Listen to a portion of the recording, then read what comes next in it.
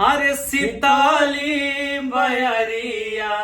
शीतले दूजे पानिया कब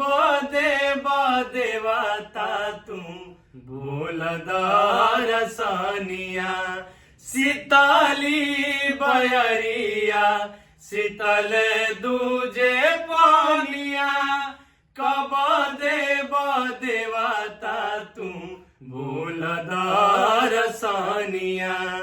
जोरे जोरे फलावा सूरज देव घाटावा पतिवही चढ़ावे लिहो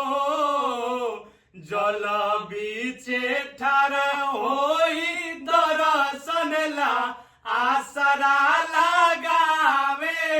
लिहो जल बीचे ठार होई दर्शन ला आसरा